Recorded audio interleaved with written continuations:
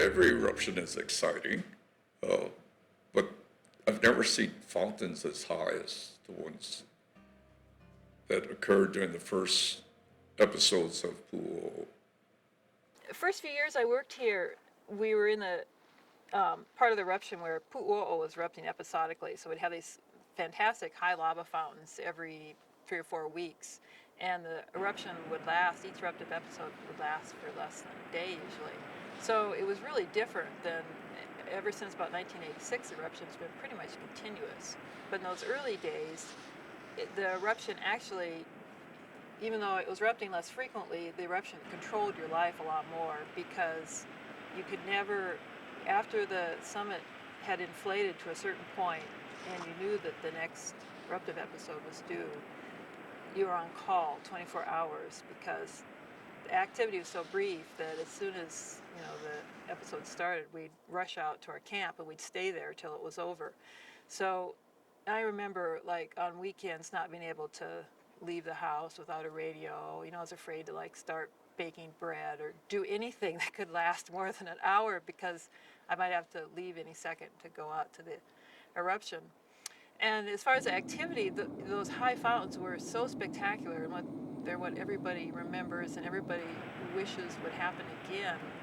But they were actually a lot harder to work around. It was a lot harder to study the eruption in those days, because once a high fountaining began, you couldn't get anywhere near the vent, and all the flows were flows.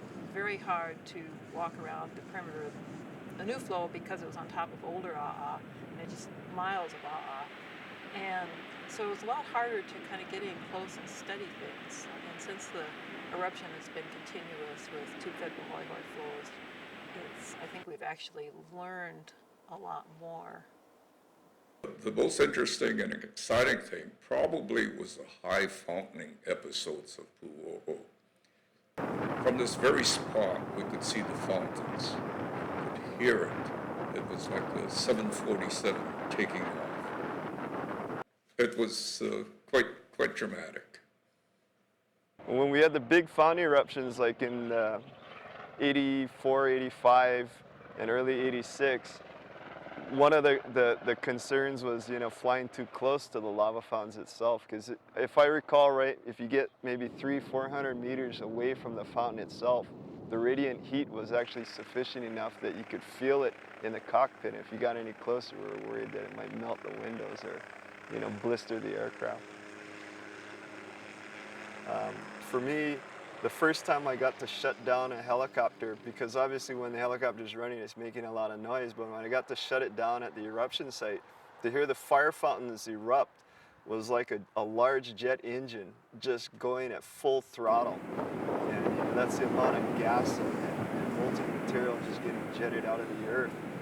It's just such extreme volumes. And so, when you first hear and see it from the ground, and I was landed maybe about 400 or 500 meters away from the cone itself, and so that's pretty close proximity to it, and to see it and to hear it was just it was a mind-boggling experience.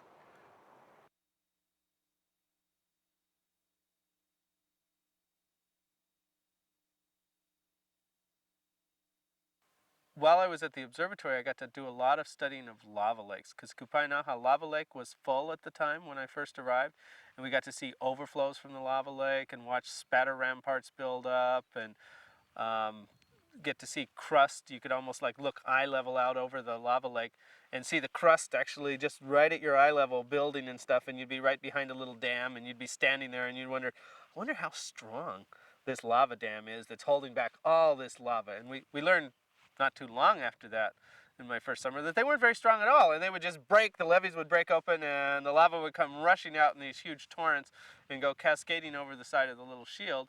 And so we started backing off just a little bit from that. One of the things that I was responsible for while I worked at the Hawaiian Volcano Observatory was to sample lava from the vent once a week or so, and we were keeping a time series, or a series of measurements on the composition of the lava and also the temperature of the lava, which we could tell from the frozen samples. The geologists would take lava samples, and one of the ways that they do it is they take a long cable with some type of a weight on the end of it, and they toss it either into a river, a lava pond, or a lava tube, and lava would basically chill around the weight, and they'd extract it. Well, as time went on, particularly in early 1990, eventually what happened was that the lava lake went further and further down, and it also solidified in, so there wasn't any lava next to the edge where you could throw down and fish it out. It was in a central hole inside the crater. So it was difficult to get out. And I was getting desperate for a sample, and so I talked to David Okita, our helicopter pilot. Good old Ken decided to take a sample out of a lava lake, but it was out of the reach of where you could toss it from the nearest rim. So we hooked up a long 300-foot cable underneath my ship, and I had to hover it over a little opening in the lava lake and basically dip like a 25-pound slab of steel inside there. And David carefully took off with that thing and lifted the whole thing up in the air. And he was like, the biggest problem is it was kind of cloudy out at the lava lake. So he was practically up in the clouds, and he's trying to fish in what looked like a little teeny hole way down at the bottom. It was kind of like ice fishing or something. He was actually able to dip that thing into the lava lake and pull it back out, and he brought it right over to me on the rim of the caldera and basically set it down at my feet. And then he landed by laying out all the cable again. So that was pretty incredible. Now, whether it's worth it, I don't know. We're going to have to ask him.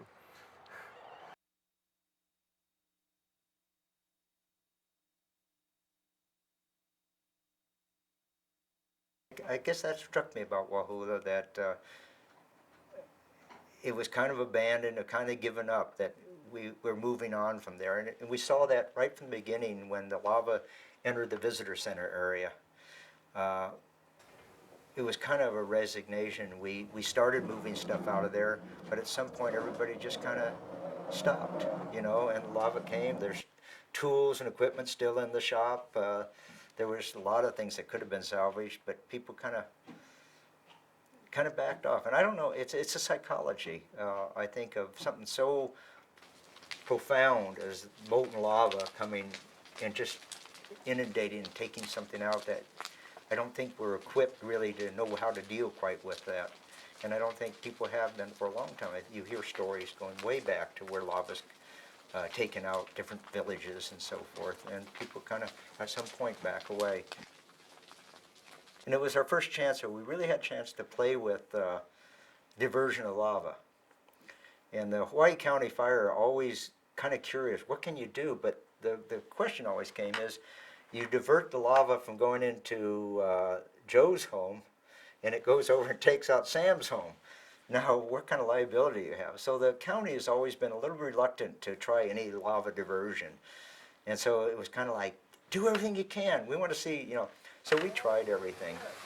And what we found we could do, we actually could keep a steam blanket underneath the visitor center. And lava actually flowed almost all the way out and out the other side, under the pilings.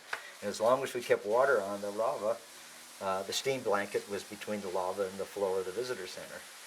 And then all of a sudden, our schedule of tanker trucks got confused, and we ran out of water. And it took 5 minutes from the time we stopped the steam blanket to the time the whole thing just exploded and went up. So it was kind of a mixed experience there. But I guess that didn't bother me as much as the temple, the park community, the housing, and things like that. That was kind of a change of times, you know, how we managed the park, how we viewed the whole coastal area. It was kind of like a piece of my life was just kind of, that was the final blow when Wahula went, you know, that was gone. And so it took me a while to kind of, I guess, reconcile that this was a part of a natural process and part of something that, you know, just had to be accepted.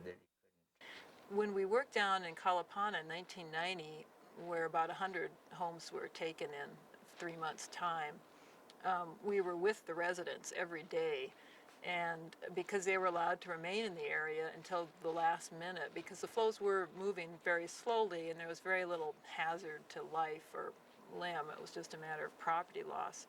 So civil defense allowed people to stay in their houses till the last minute, and so we would go into the area that only the residents and the geologists and civil defense were allowed into every day, and track the progress of the flows, and tell civil defense, what we thought was going to happen next in terms of where the flows were going to go and how fast they were going to get there.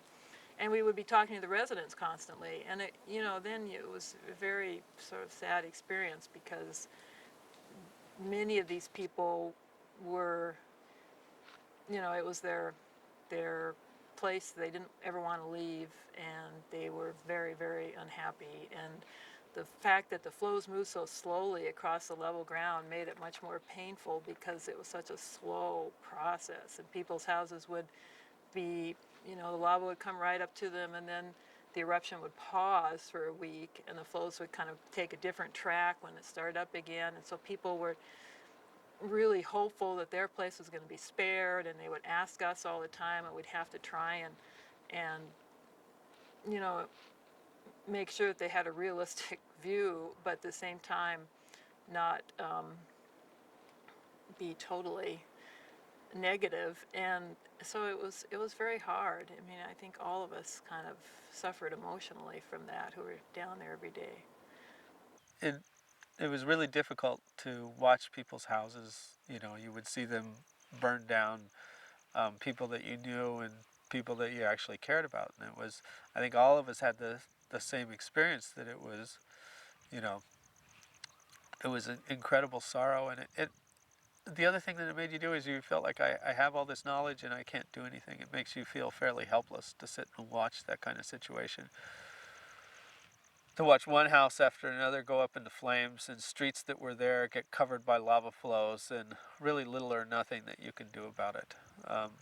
The good thing is we were able to very accurately predict where the lava was going to go, and to get people out of their houses, so that most everybody got the things that they wanted, and were able to save their belongings. And even though they were able, they lost their houses, that most of them that wanted to were able to stand and watch, as their property went, or go away. But it was, for all of us, it's still emotional for me, and it's 13 years later now.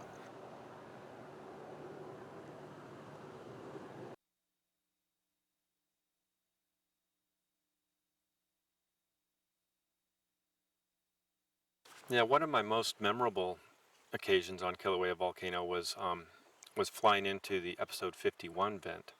It was new; it was less than 24 hours old, and to get there, the timing was perfect. The wind direction was fine, and it was just one beautiful event after another. The highlight, I guess, would be the morning after, where the vent was starting to shut down a little bit, but when a big rainbow formed right behind the vent. And it was really fantastic, because this had ripped out with just a small curtain of fire that had come out on the side of Pu'uo'o, and it had just essentially just ripped the ground open, and there was a bunch of small fountains, and they were coming up like dome fountains, and you could actually get above the line of the fountains, so you could be standing right over the tube, and the whole thing was just quivering. The ground was just quivering like this, and the tube was probably encased in maybe only in maybe 16 or 18 inches of surface material that you were standing over. It was extremely hot, but really fantastic, because there were so many things going on in such a very short space. One of the most exciting events I remember was the big surge that happened, I think it was early February 1996. And it actually was pretty unexpected. It was a rapid rise in the summit. And it appeared that it was going to erupt up here first. People could hear rocks cracking. There was a huge gas pulse that came on. But just as we were cued to wait for something to happen in the summit, seismicity and tilt and everything shifted out to the eruption site out here. So many of us got transported out here, and what we found was that there was apparently so much lava, as in a big surge that came out of the ground. There was so much lava going through this tube system that it was gushing out of the first 2 or 3 skylights in the tube, and it was in these dome fountains. The first skylight, I remember, was very large. It was probably on the order of 15 meters, 20 meters in diameter. and that had turned into a dome fountain. We measured the height of the fountain. It was the overall dimension was about 8 meters high. It was just gushing out of there, forming a flow that was then going down slope at an average rate of about 1 kilometer per hour. It was pretty fast for kilowave flows. Around the upper skylight, I had a number of VLF monitoring lines to measure how much lava was going through the tube, and I figured, well, this is, if anything, this would be the most interesting measurement ever taken, to find out exactly how much lava was going through the tube. But of course, it was sort of scary because the line was only 5 meters away from this 15 to 20 meter diameter lava dome fountain. So I waited for a bit to see if there was so much lava going through the tube that it was going to rupture the roof at that point. But it didn't seem to, so I figured I had enough time to go in for 15 minutes and make this measurement. And somebody else, I guess, was foolish enough to believe that I knew what I was doing, so they went with me. And the two of us took, it was a record. I think we did the whole thing in 10 minutes instead of 15. But working that close to a dome fountain was actually, you could feel it rumbling under your feet. The roof of the tube we later found was about 3 meters thick. And the tube was obviously completely full because it was gushing out of that skylight. So that was a pretty exciting time. I think probably the most excitement for me occurred in 1997 when there was a tremendous amount of vent activity happening. There were a number of spatter cones that had been formed and that were continuing to form, and almost every time I went there was a new feature to focus on and to explore. One of the events that stand out for me was a couple days I was up there when the lava lake actually filled up to the top, gushing out of a beautiful cone in the center of Pu'u'o, and filled up and poured out of both sides, and it was really beautiful and dramatic. And I actually walked to the summit and photographed it looking down as it was pouring out of both sides. And We could see the vent and spattering and stuff, and the lava come gushing out and swirling around down there in the lava lake, and see the entire lava lake, and it was really cool. But we were way up high on the rim of the cone, and we were hundreds of feet above the lava lake at that point. But it was still just really hot. You would lean out over there to look, and you would just get hit like you were in a blast furnace looking at that. And then the sulfur would come in over there, and you couldn't breathe and you couldn't see. So it was kind of an interesting experience, wandering that close to the edge. But being able to look in the crater was just fantastic. the heat was intense, but the visuals were just incredible.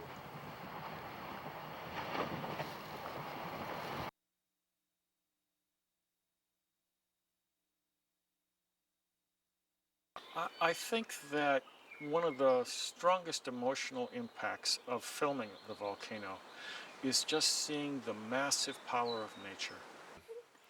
One of the most enjoyable things is just interacting with creation as it's happening. The ongoing relationship with Kilauea volcano, the many aspects of it, from the vent activity as it flows down the mountain. Recently I was lucky enough to be in some thick forest with flows, and then 2 weeks later as it's flowing into the ocean. So just the whole scope of it, to be able to just be part of this creation. I think the one that affected me the most would be the Pu'o rescue, when Paramount crashed into the Pu'o vent and the helicopter with 3 on board landed right next to the lava lake. And the difficulties, and one is rescuing the people, but also I think the reality of how people don't understand the nature of volcanoes and how evident it became, because there was so much pressure on us to, as I said during those days, they wanted me to throw another ranger in the pit. They had no concept the power and the nature of the volcano. So I think one of the most interesting things about being here so long and seeing the effects of this eruption is seeing the changes it's wrought on the landscape. And it's an odd thing. It's both unsettling and at the same time very exhilarating to see what has happened down at the coast in particular, where the flow field is about 15 kilometers wide now, and you can look out there and remember all these places, huge forests and villages that used to be there, and it's both sad to see that gone and also exciting to see such rapid change geologically and see all these new landforms that are forming and realize that you are seeing how the islands form, which is, again, a geologic process that normally no one gets to appreciate over the span of a human life.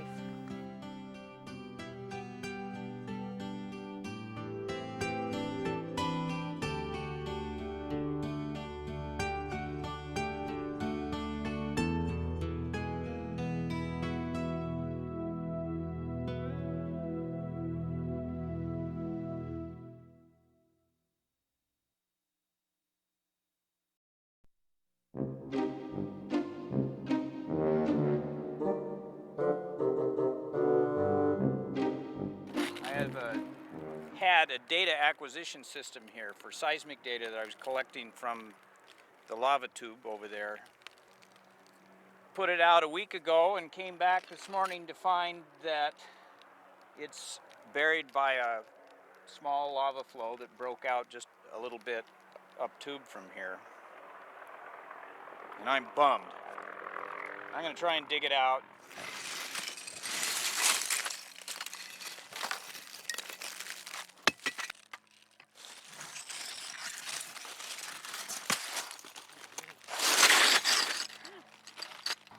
That was a brand new battery. First time out.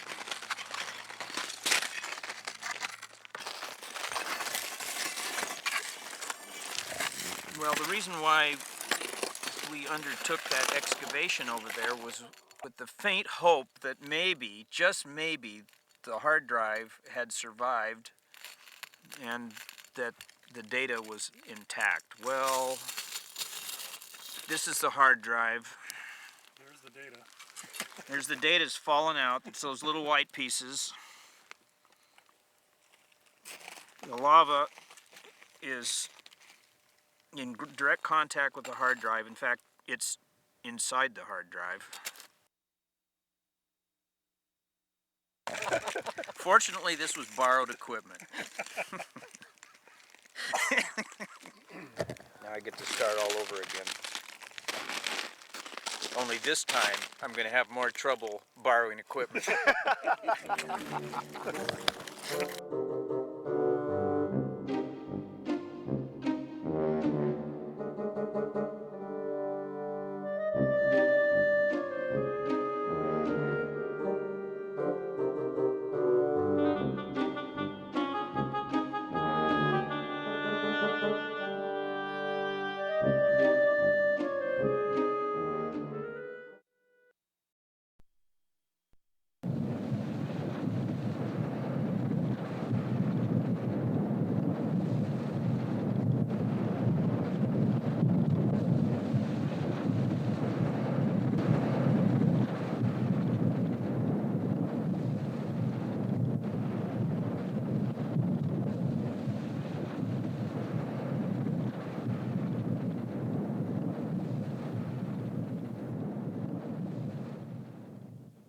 I was a teenager when I first visited Hawaii Volcanoes National Park with my father in 1960.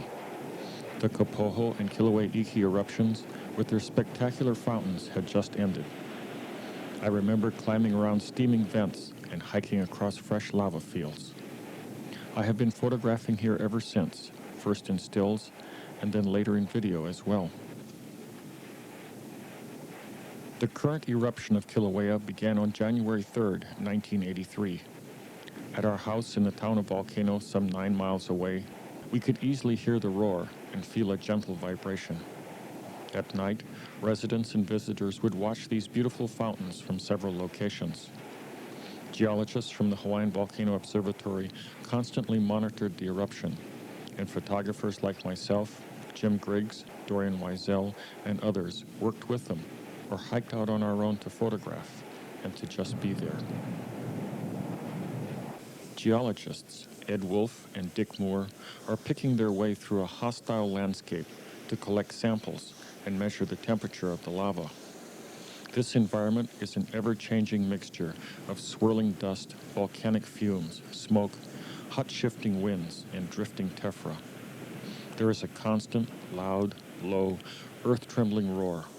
The terrain is mostly cinder-covered, replete with burning trees, jumbled old fields, and searing hot flows.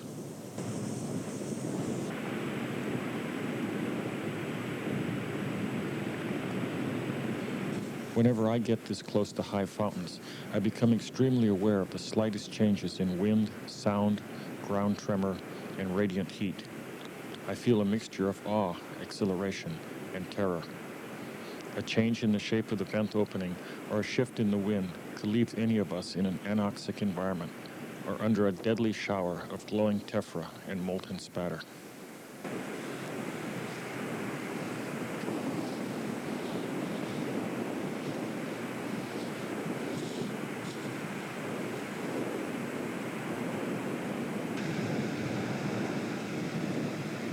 These flows out near the vent are really big and very fast moving. USGS photographer Jim Griggs photographs and describes what happens when they break out of their channels. The flow coming from the tube has essentially stopped.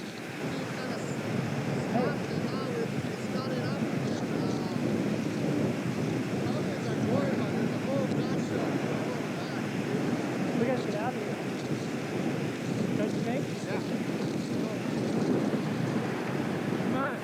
You want to take this? No. Hey, Bert. Get out of here.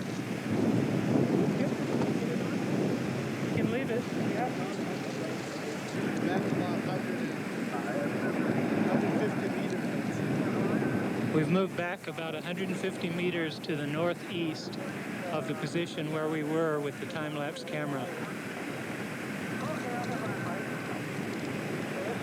When the flow through the tube stopped, it broke over the top in a very large volume.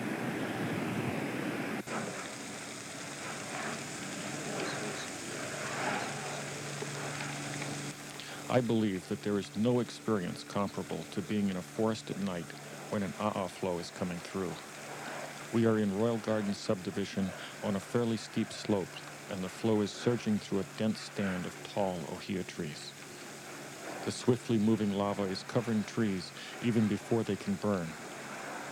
Steam escaping from their trunks adds a howl to the sounds of crackling flames, crashing branches, and rushing lava.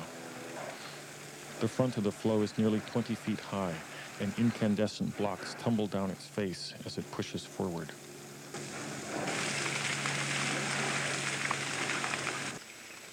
We're hanging out here at the front of the flow, waiting to see if it's going to break out.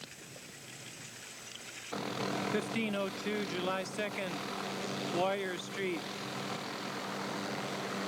This surging front isn't very thick, but it's about the fastest I've seen, and it's followed closely by the rest of the flow. This is Bob Decker, scientist in charge of the Hawaiian Volcano Observatory. He's chalking the road to see how fast the flow will cover the next 10 meters.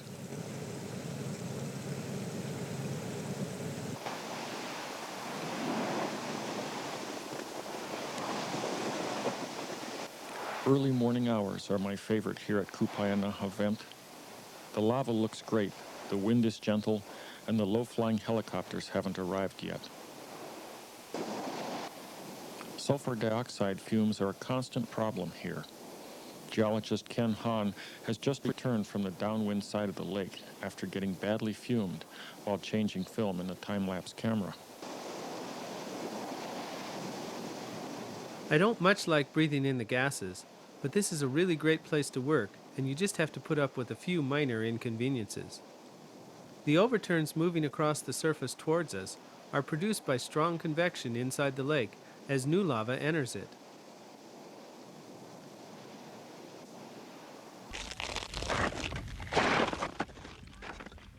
This is Shelly Pohoihoi, and it's a real nuisance here. It forms when the lava lake overflows. As you can see, it's very brittle and hollow in the center. When walking in a line, you can never tell who's going to be the one to fall through.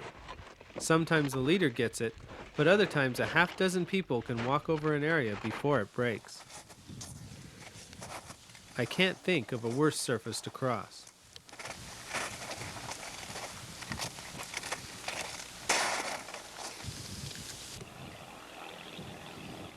The broken lava is very sharp, and nasty cuts are inevitable when you fall through. The saying goes around Kupainaha that you either wear gloves or bandages.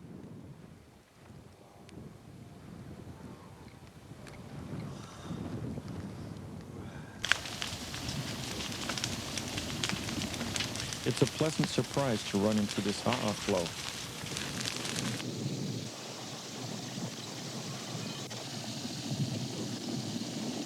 We're shooting this at full wide angle from about 20 feet. By sitting on a log, I am able to get under the worst of the very intense heat so characteristic of Ha'a flows.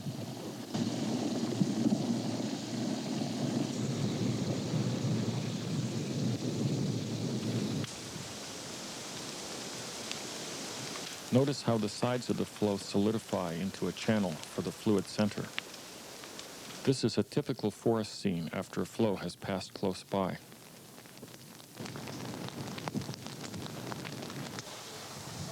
It's June 22nd, 1989, and we are in a grove of llama trees just east of the Wahaula Visitor Center.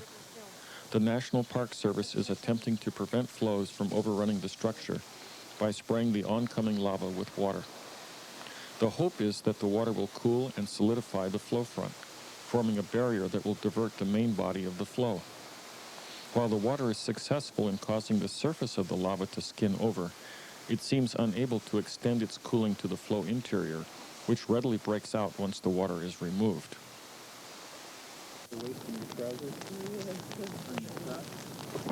This fire crew is trying to fight a holding action along a 100-foot wide front. The limiting factor is water. The delivery system is simply incapable of pouring enough of it onto the flow to completely and permanently solidify the front. These fire crews are a real credit to the park in their dedication to their job, even in the face of an unrelenting onslaught of lava.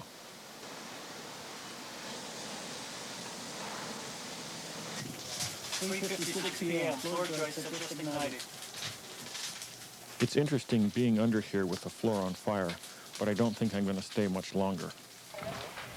It's always been nice to come back here to Wahaula and sit in the shade after a hot afternoon out on the flows. I can already tell I'm going to miss it.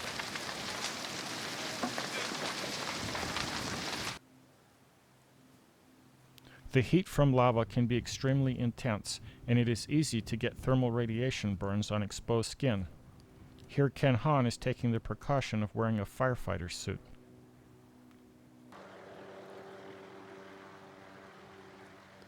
I'm wearing one of these bulky heat suits because I'm going to have to stand right beside this flow for several minutes to measure the temperature as it crusts over.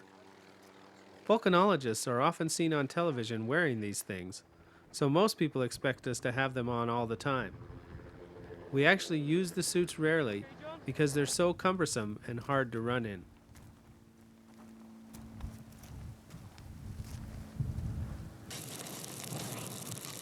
It's early April 1990, and we're tracking lava flows that are burning through the forest just outside the town of Kalapana. In order to figure out which way the flows are headed, we have to either walk the scorching flow fronts or crash through the flaming jungle just ahead of them. We work early in the morning because just a few hours in the heat and smoke exhausts us completely.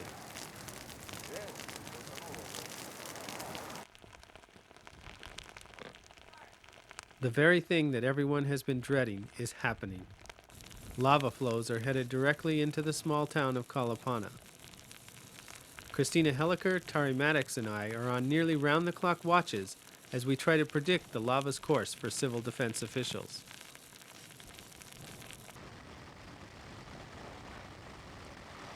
At first, the lava seems to move capriciously, destroying some houses and bypassing others.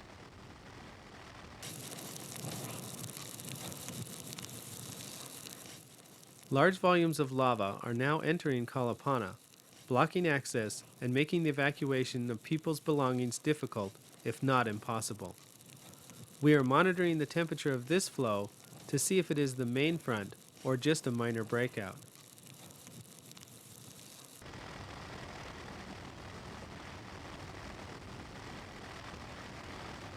The onslaught of lava into the town of Kalapana has begun in earnest by early May. 3 slow-moving Pohoihoi flows are cutting a wide swath of destruction through town.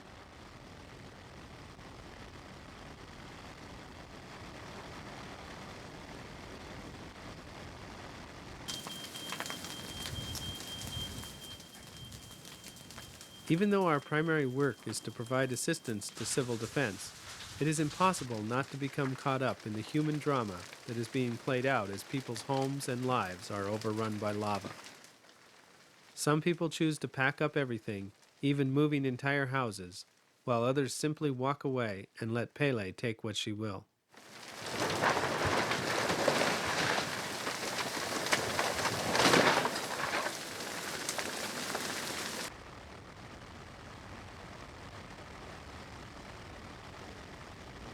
In the aftermath of most natural disasters, like floods, fires, and hurricanes, you can still locate the street you lived on, and rebuilding is usually an option. Not so with lava flows. At Kalapana, houses, possessions, and even memories are permanently buried beneath 50 feet of hardened rock.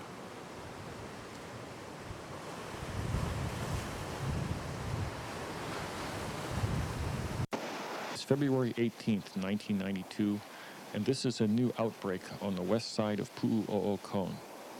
We got here just a few minutes ago after a 4-hour hike. We are looking down on a line of small dome fountains that are slowly being drowned by flows from above. I got a call from geologist Jack Lockwood about 9 last night. He said that as he drove up to the park, he could see a bright glow out on the East Rift Zone. A few phone calls later, I was able to determine that a significant breakout, which is being called Episode 50, had occurred around dusk. By the time I tried to line up a helicopter, I couldn't find anyone who would fly before 8 a.m., and I wanted to be out here by dawn. Fortunately, I found 3 geologists who were willing to help carry equipment, and we began hiking from the Manu'ulu trailhead around 1 a.m.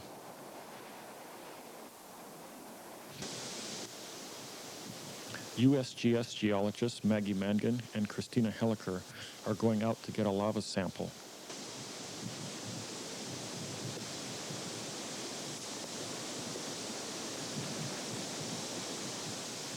The trick is to leave it in long enough to get a nice glob of lava, but not so long that the cable becomes stuck to the channel wall.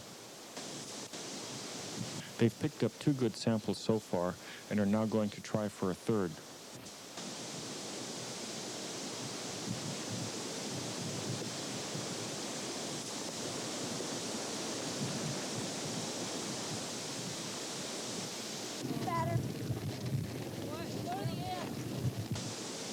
This time they seem to have hooked the Big Island. I have the same problem every time I go fishing. We are over on the west side of the flows now. The vent we were just standing beside is in the center of the picture, and the cinder cone towering above is Pu'u'o'o.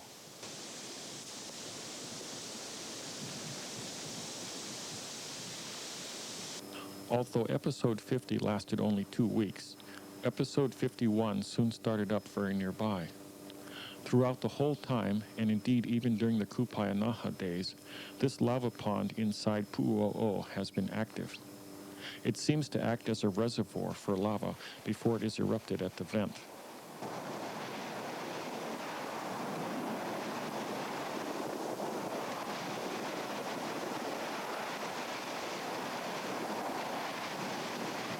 The rim of the pond is frequently falling in, so standing out here is always a trip.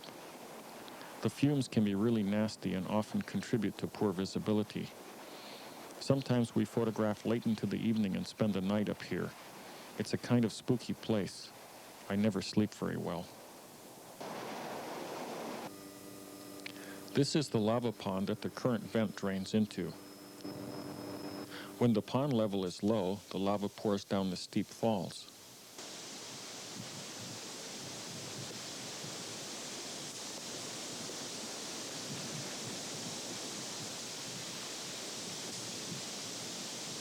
That blowing material in the foreground is called Pele's hair. It consists of very thin filaments of volcanic glass that have spun off the frothy surface of the lava and adhered to nearby rocks. Brad Lewis and I just woke up to find this event has broken out in full force. Up here on the slopes of Pu'u'o, we have a great view down toward this little cone as it tosses glowing balls of spatter into the air.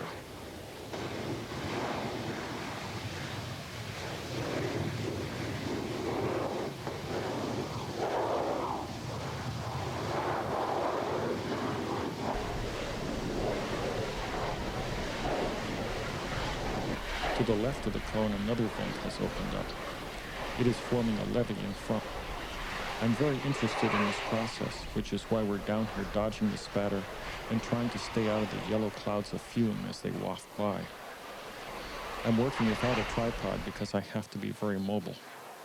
As luck would have it, it seems that when I'm at full wide angle, the spatter falls right on the rim, and when I'm zoomed in tight, it flies out over my head.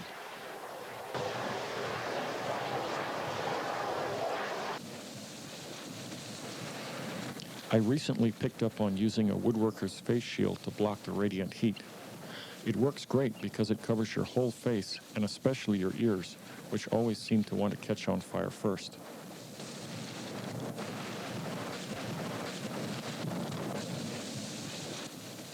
Marty Lockwood and I have been out here less than half an hour, in which time the lake has risen at least 8 feet. I think it's going to begin overflowing shortly.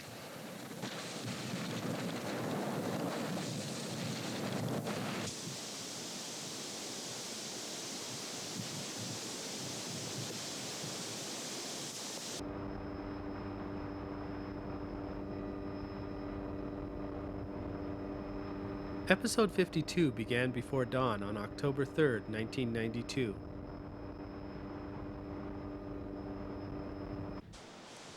The vent here is beside these two geologists, on the southwest side of Pu'u'o Cone.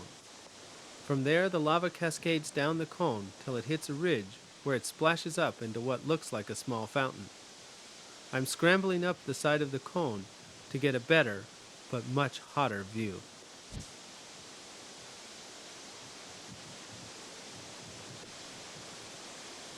Getting dropped off by helicopter in the midst of an eruption can be a bit dangerous, because it takes a while to figure out just what is going on and where the best escape routes are.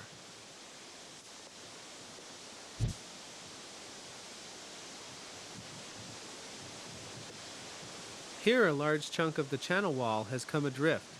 It could have easily blocked the channel, causing a major overflow on my side.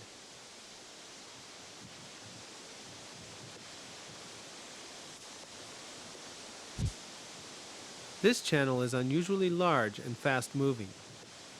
Here it is flowing over a small drop and forming a huge standing wave, like the rapids in a big river.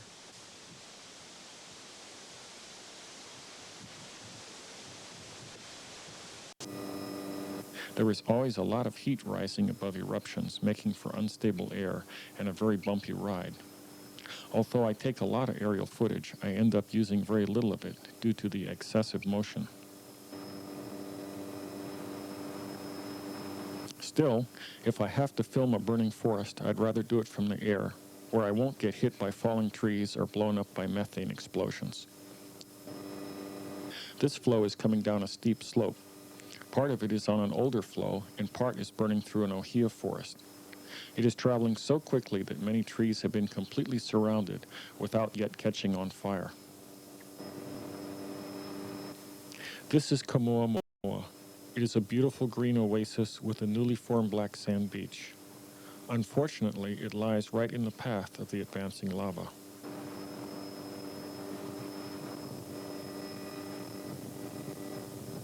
This flow crossed the road here last night, November 7th, 1992, treating these pre-dawn visitors to a dose of smelly smoke from the burning asphalt.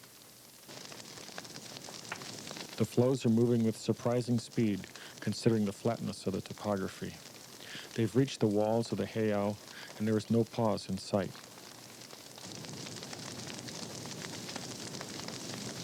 The wind is really strong here today, and it's driving wildfires through the bushes.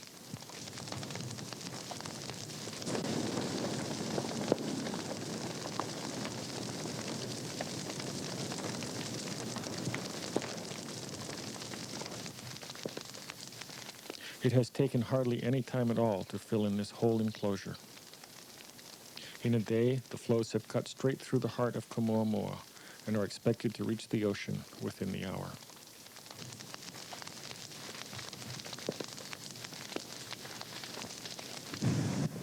Within the past few days, the flows have covered most of Kamoamoa and advanced more than 100 yards seaward. This event was photographed by USGS geologist Tari Maddox.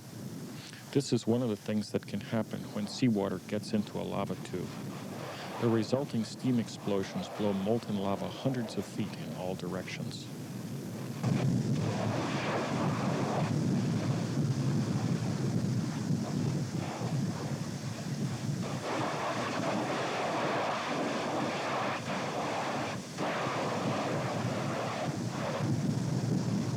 These bubbles are huge, on the order of 50 feet in diameter.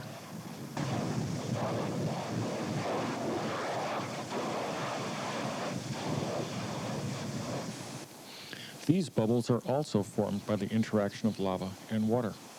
Most are 5 to 10 feet in diameter, though a few are as large as a two-car garage. As they reach their maximum size, they quickly cool and shatter, blowing irregular shards and slightly curved sheets of translucent volcanic glass out into the wind. They are given the name Limu o Pele, which translates to seaweed of Pele, the Hawaiian goddess of fire. Here the wind is blowing away the steam, revealing a standing wave near the base of the flow. Water splashing onto it becomes incorporated into the lava, producing a stream of bubbles.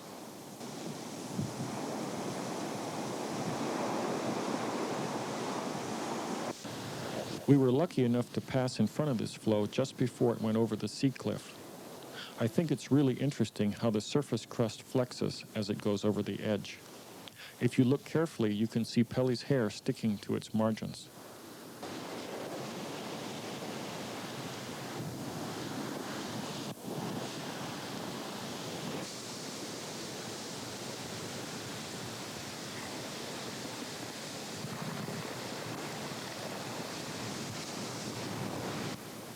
To me, this looks like some strange reptile skin as it slithers down the cliff.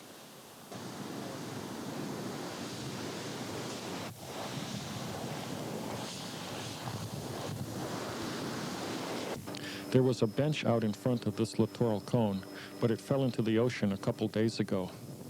Now the main tube shoots a 2-foot diameter stream of lava straight out into the surf. Huge spatter explosions result from this violent interaction of lava and water. These explosions can begin without warning. Recently, one person was killed and several others very badly burned in separate incidents. It's early afternoon, and we're flying out to these new breakouts just south of Pu'u'o'o Cone. These 15 to 20 foot high dome fountains are spectacular from anywhere, but only when you get close like this can you easily see them forming. Getting the best footage is clearly a factor of being in the right place at the right time. Staying alive is a factor of not being in the wrong place at the wrong time. There is a fine shifting line between these two, and in a space of only a few seconds or feet, one can unknowingly go from relative safety to extreme danger. Here, all my senses are in a heightened state of perception, and I become acutely aware of even the slightest changes in my environment. When I can't account for a change, I never hesitate to run.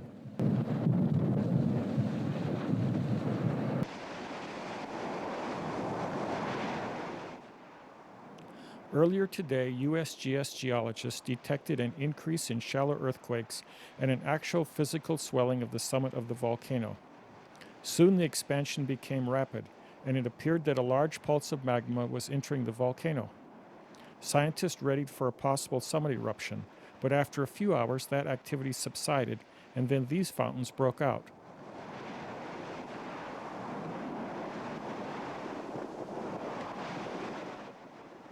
What the volcanologists would really like to know is whether this lava is new material or like the same old stuff that was being erupted before the summit event. Geologist Carl Thornburg is preparing to collect a sample of spatter which will yield this information when it is analyzed for its geochemical and mineralogical composition.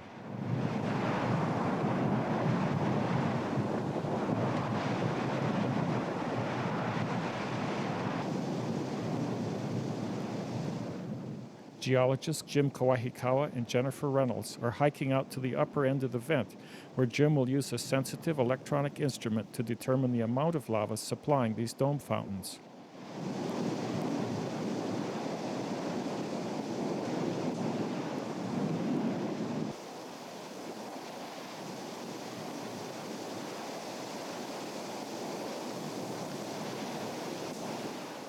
Up to now, we've watched geologists collect lava from a channelized flow and from a dome fountain.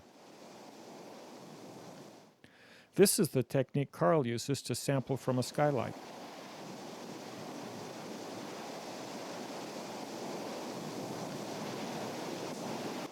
Although lava may appear to flow like water, it is much denser. The weighted cable could be ripped from his hands if he doesn't retrieve it aggressively.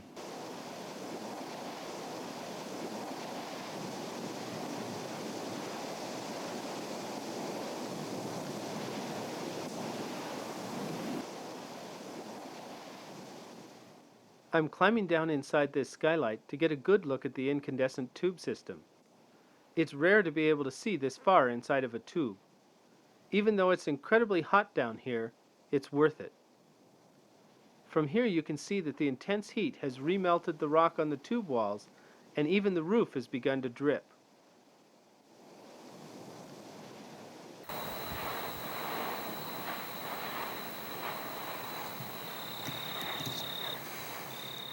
It's almost dawn on January 30th, 1997, and I am photographing from the west rim of Napao crater. Last night, scientists at the Hawaiian Volcano Observatory reported that large earthquakes and strong tremor were indicating the underground movement of lava in this area. These fountains broke out here about 3 a.m.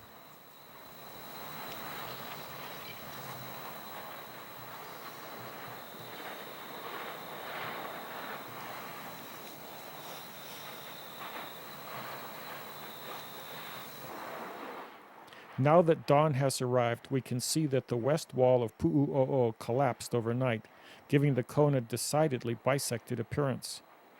Fountaining has been tapering off for the past half hour, and I think there's going to be a shutdown here pretty soon.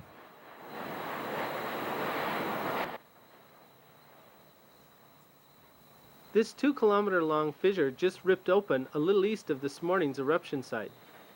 We've been out here all day hoping another one would erupt. Fissure eruptions are very rare and short-lived. What an opportunity to see one close up.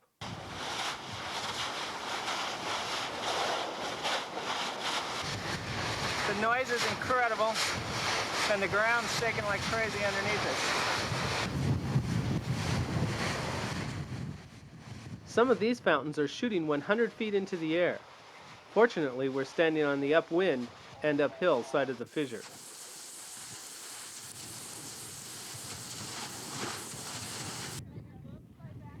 It's approaching 3 p.m., and most of the other fountains have shut down, but these are getting more interesting.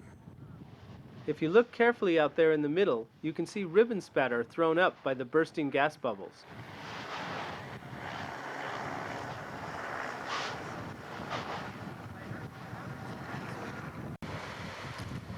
We're sitting on the backside of Pu'u'o'o, watching two active vents spatter below us.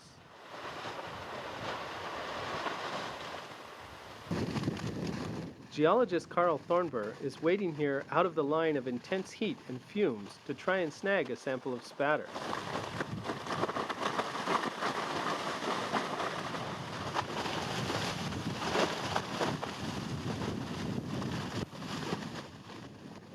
It's pretty hard running through the deep soft cinders on this steep slope, but big spatter bursts are always a powerful incentive.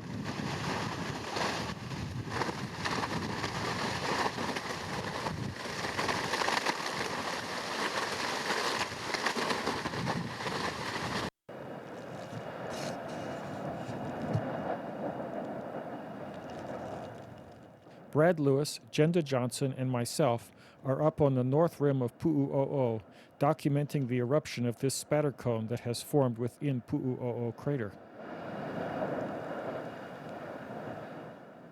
The activity seems to be cycling between vigorous spattering and gentle effusion. Carl was up here earlier this morning and reported that it was actually fountaining.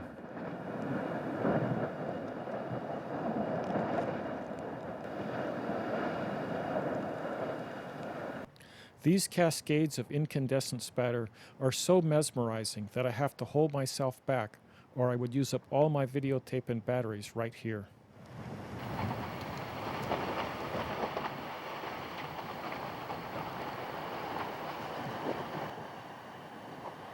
Well, it's a good thing I restrained myself because it's equally impressive here, about 100 yards from this 50-foot high cone. Although a lot of lava is being thrown out as spatter, the majority is feeding this 12 to 15-foot high flow.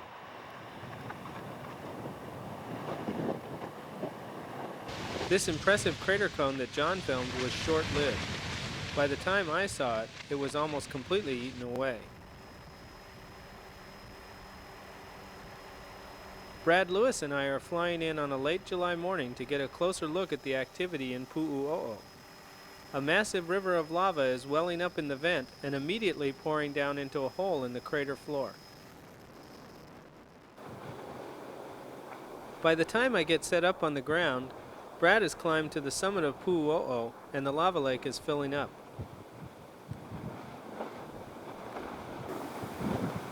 I've joined Brad high on the rim, where we can actually look down into the vent as lava bubbles to the surface and fills the lava lake. We're even happier to be this high up when the lava starts overflowing the lower walls of the crater where I'd just been.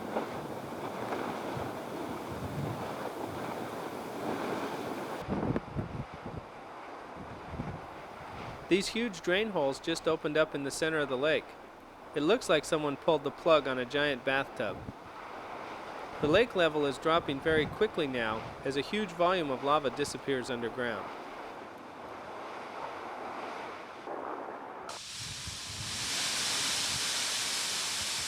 Cheryl and I just arrived at the coast to find this violent explosive activity in progress. Explosions are tossing spatter and football-sized bombs hundreds of feet in all directions. A large littoral cone is building as red-hot debris piles up on the edge of the cliff.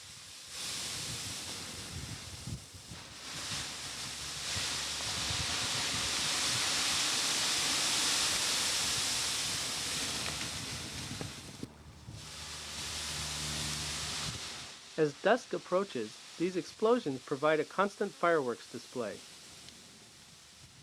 Concealed beneath clouds of swirling steam, waves of seawater are rushing into the open tube mouth. The water flashes to steam, sending fragments of lava rocketing skyward.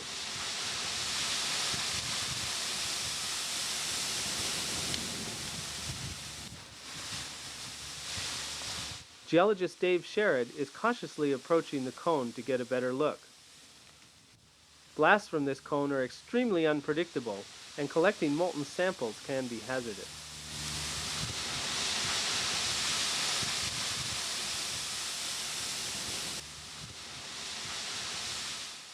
Hundred-foot-high spatter explosions dwarf Dave as he works into the night.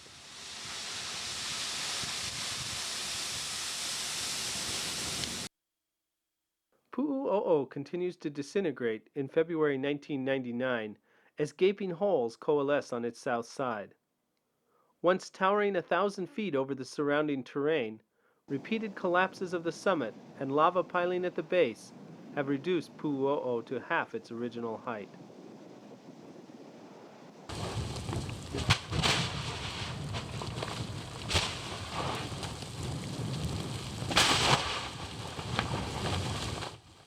Just a moment ago, these giant lava bubbles started bursting from the center of the bench.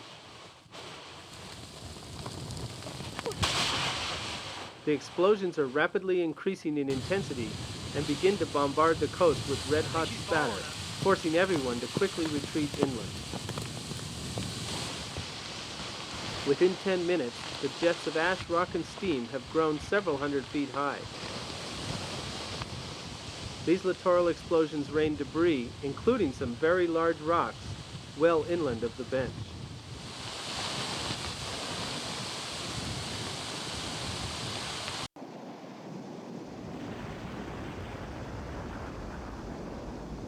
What an incredible sight! This bench is collapsing just as we fly over it. The eruption paused today, and as the remaining lava drains out, large pieces of the unstable bench cave off and explode.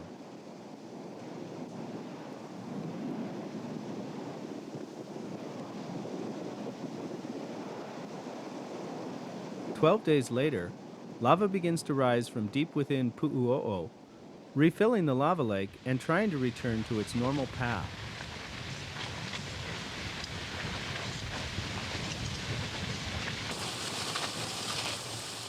Downslope, lava is cascading into abandoned skylights and disappearing underground.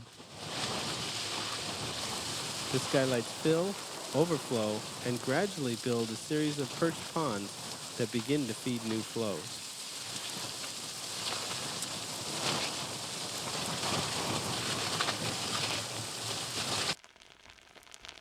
Since we were out here 2 months ago, most of the lava has been pooling in a huge depression at the base of the slope.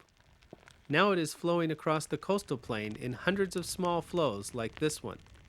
That fume back there is coming from the lava tube that is supplying these outbreaks. The inflated front of this sheet flow just burst open. These bubbles are formed by sudden release of pressure.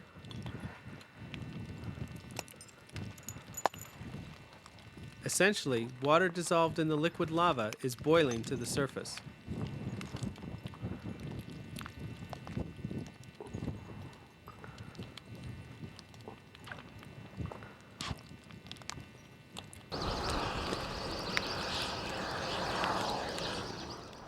These bubbles are forming by a very different process. Vegetation engulfed and burned by the lava releases gases, producing flaming bubbles and noisy jets.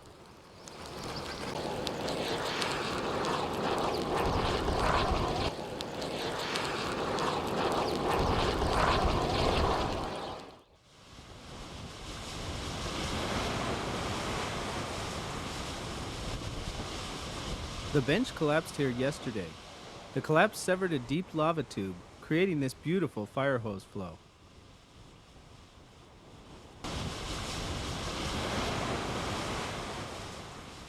The lava stream is about 3 feet in diameter and shoots 15 feet straight out from the sea cliff.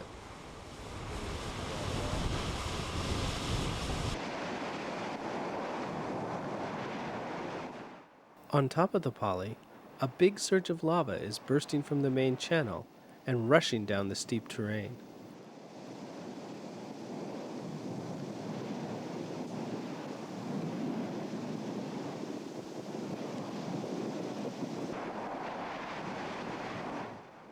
I'm back on the ground now, looking up. I think the surge has reached the base of the slope, but I can't see where it's gone, and it's making me a bit nervous.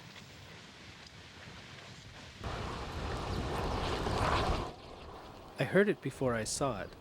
The trees above me are exploding into flames as lava floods from the channel. It's moving awfully fast, coming over both sides of the ridge like liquid fire.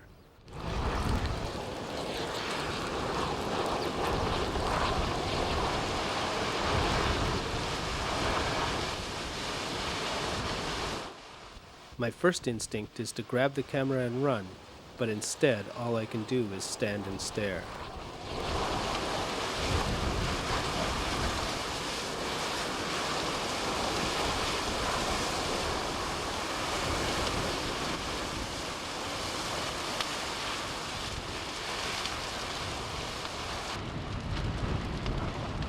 I've never seen lava move like this so far away from the vent.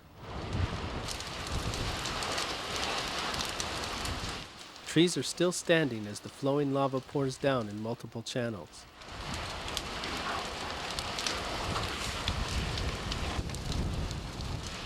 It's one of the most beautiful and eerie sights you can imagine.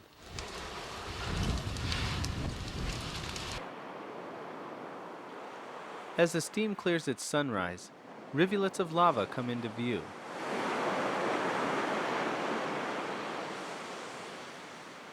Incandescent streams are chilled by the waves and shattered steaming chunks of black sand, adding to the new beach in front of me.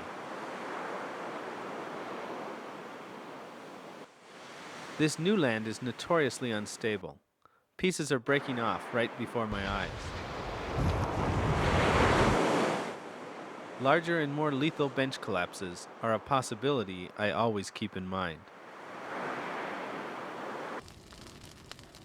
The huge flow that broke out from near Pu'uo'o on Mother's Day is quickly moving downslope, burning trees and setting off wildfires. The flow is split into several fingers that are moving down the poly through forest and grasslands.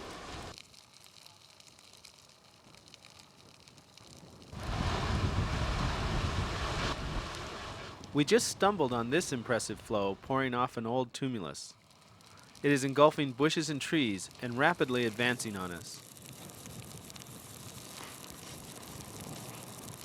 What do you think? The cars and buildings at the end of the road are clearly in the path of this flow, and it's picking up speed.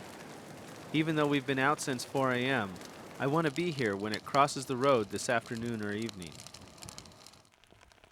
This 3-hour time-lapse sequence shows how fast the lava advances and inflates as it pushes towards the road.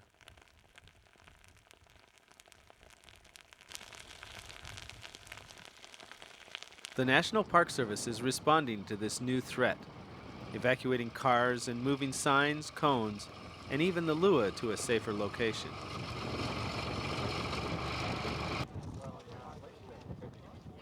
It's now 7 p.m., and hundreds of visitors are witnessing lava crossing the road for the first time since 1995. Choking fumes from the burning asphalt soon force them to move upwind.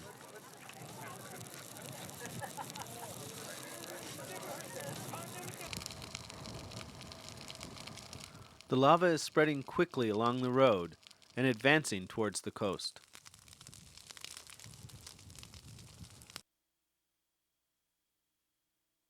From high offshore, we can see part of the vast lava field erupted from Pu'uo'o during the past 20 years. This summer's flows covered another several hundred yards of road.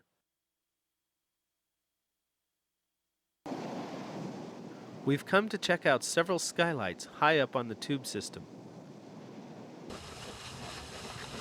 Hidden in the back of this skylight within a hornado is a little cave filled with strange feathery stalactites.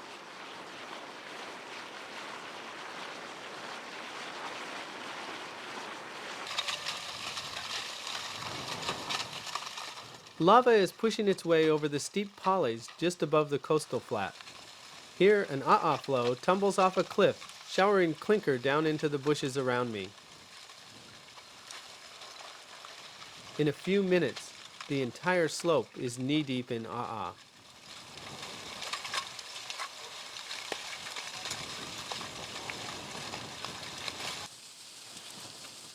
Other flows drop out of sight into deep fault cracks that lace the hillside. Lava flows do strange things when gravity tugs them down these steep slopes. They can be shedding chunks of torn crust one minute and stretching like taffy the next.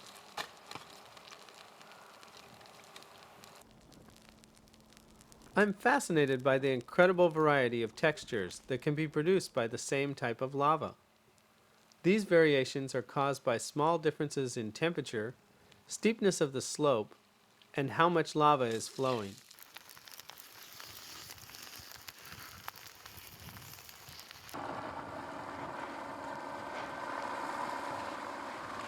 Pu'uo'o is filled to the brim with lava, with at least 6 vents active at the same time.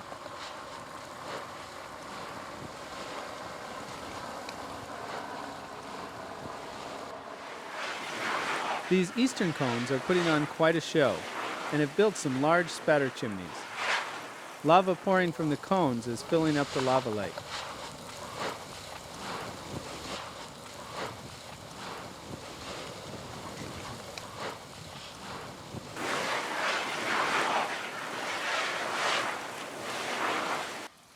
The lava lake keeps overturning as it fills. New upwelling lava rolls over the thin solid crust, which buckles and is immediately sucked back down into the lake.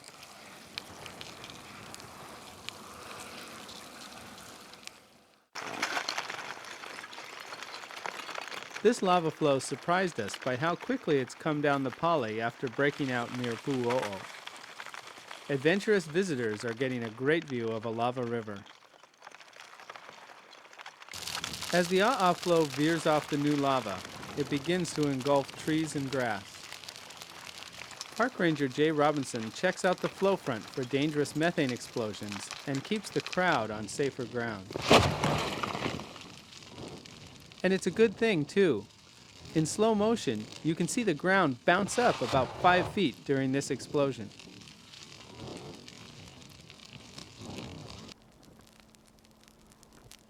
For the next few days, lava cascades over Paliuli and begins spreading out on the flat coastal plain below.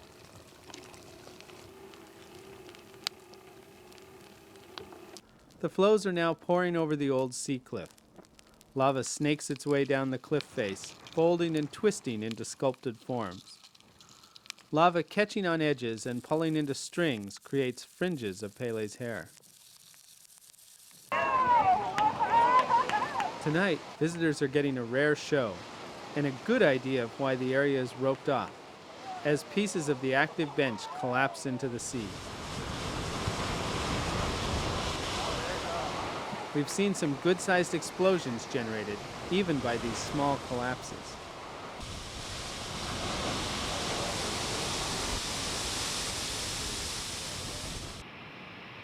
This amazing time-lapse footage taken by Tim Orr of the Hawaiian Volcano Observatory captured the biggest collapse ever seen.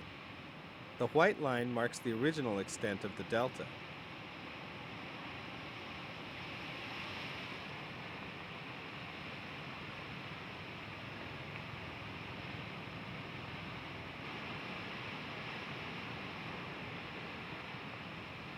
Explosions are throwing rocks and glass fragments inland, just out of view.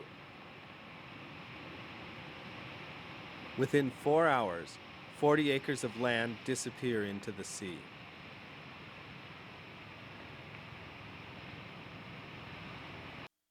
From the air, you can see the extent of the entire collapsed area, which includes over 100 feet of older sea cliff.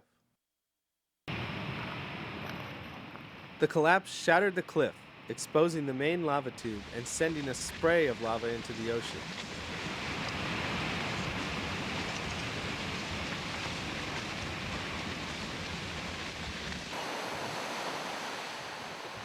During the first half of 2006, there have been few surface flows. Lava flowing in tubes continues to fill the scar from last November's bench collapse.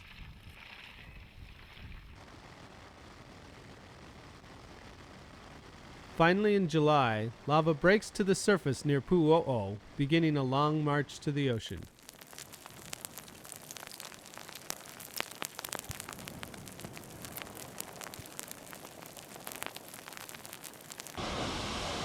The new flows have reached the coast and are dribbling into the sea.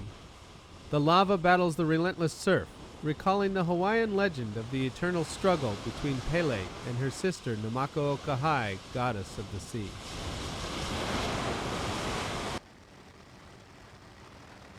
At Pu'o'o, thick, noxious fumes arise from multiple small vents, and lava is only visible sloshing in the easternmost crater.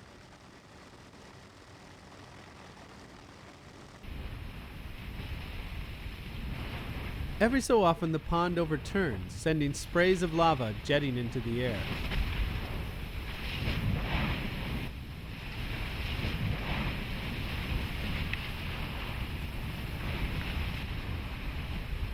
It's almost impossible to tell where the main volume of lava rises within the pond and where it is draining. Just when you think it's flowing one direction, a great wave will fling lava the other way.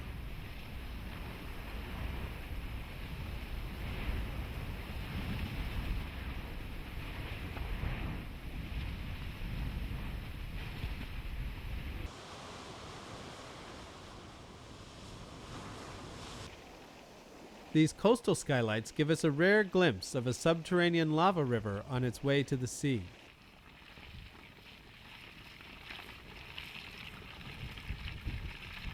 A closer look reveals delicate fingers of fluorescent orange crust growing where flowing lava catches and cools enough to harden.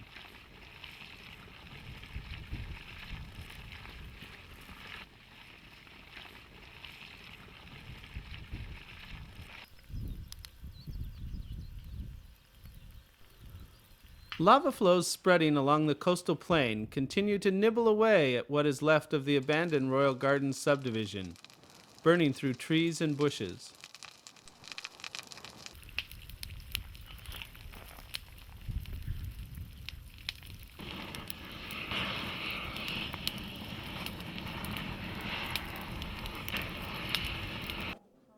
A swarm of earthquakes has been shaking the volcano's summit all morning.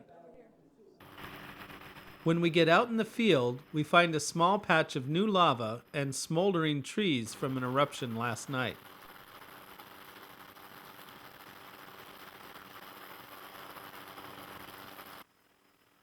At the same time, the crater at Pu'u'o has emptied and collapsed over 300 feet. Looks like the eruption has shut down for now.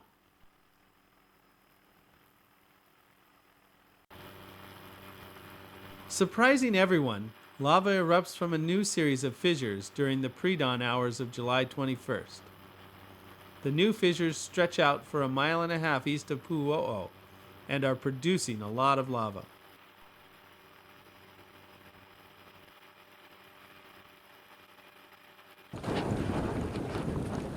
We're here in time to catch some small dome fountains and spatter bursts along the fissures. The place is alive with sound, sloshing and spattering lava, hissing rain, the beating sound of gas bubbles bursting.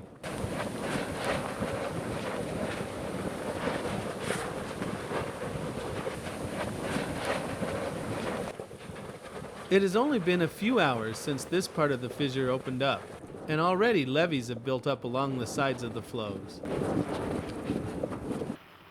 A few days later, most of the spattering has been drowned by streams of lava. At the westernmost fissure, some spattering is still visible.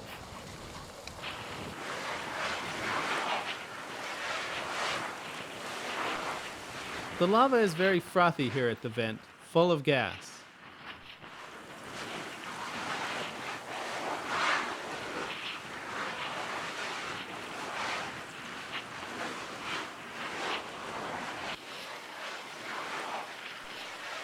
USGS scientists collect samples of the lava, looking for potential changes with all this new activity.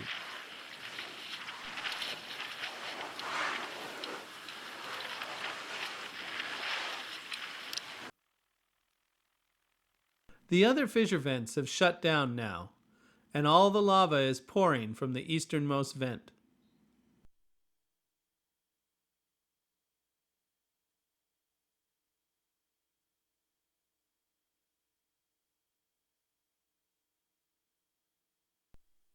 This is the biggest open channel we've seen out here since the early years of the eruption.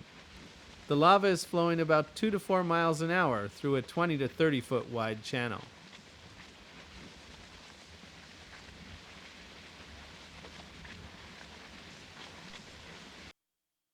The channel feeds this steadily advancing A'a flow that is burning through islands of forest called kipukas. The front of this flow is a few meters high, and it is moving slowly, grinding its way over 20-year-old A'a flows and the young ohia trees that had finally begun to grow on them.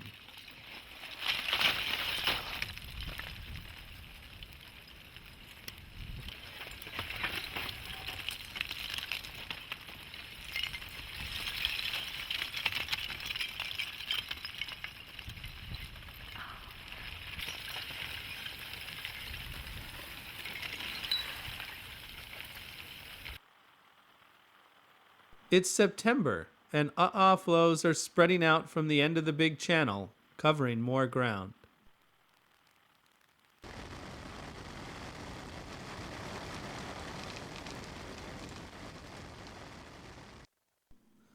The channel is widening in places, pooling and overflowing, fed by lava that continues to pour from the vent.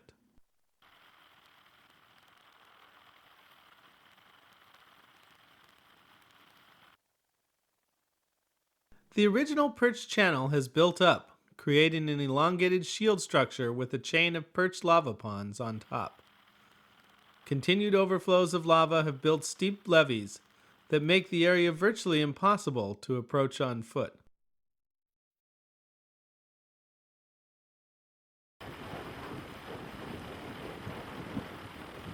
Spattering fountains hug the edge of the pond where gas is escaping from the lava. Some of them remain in the same spot, like this one, while others migrate along the channel.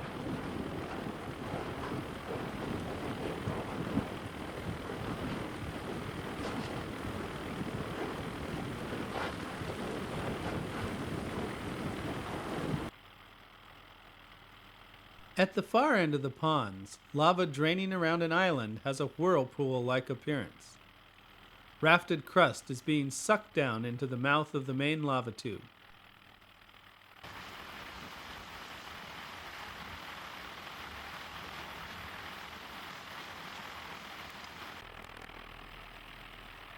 Large flows fed by this tube system are still spreading in all directions. The flows eat their way through remnants of forest, and residents downslope are holding their breath.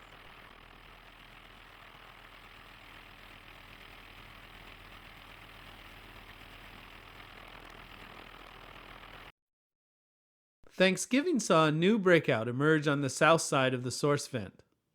On a clear day like this, we get a good view of the whole eruption area, especially the long northeast trending shield constructed by the perched ponds. The new vent is pouring out a lot of lava to the south and already seems to be building up its own shield. The lava level in the perched ponds has dropped, presumably due to the diversion of lava into this big lava flow.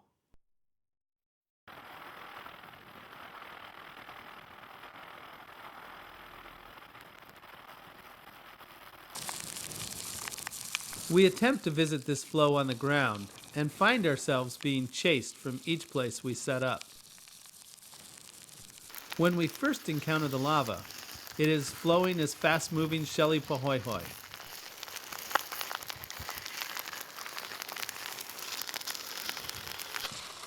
Within an hour, and barely a few hundred feet down slope, we are seeing sticky, slabby pahoehoe and then It's neat to see this transition within such a short time and distance.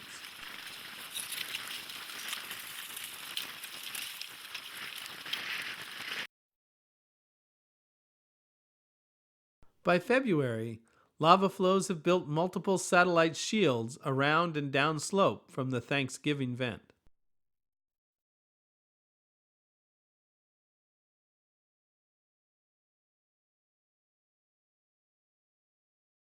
As we first fly over the main vent, the lava level is low and showing just a little activity. Within 15 minutes, the vent has filled to the rim and is spattering more vigorously. 10 minutes later, the pond is overflowing, sending large flows pouring out in several directions. Every overflow builds the shield a little higher. It's now 25 years since this eruption began, and it's more unpredictable than ever.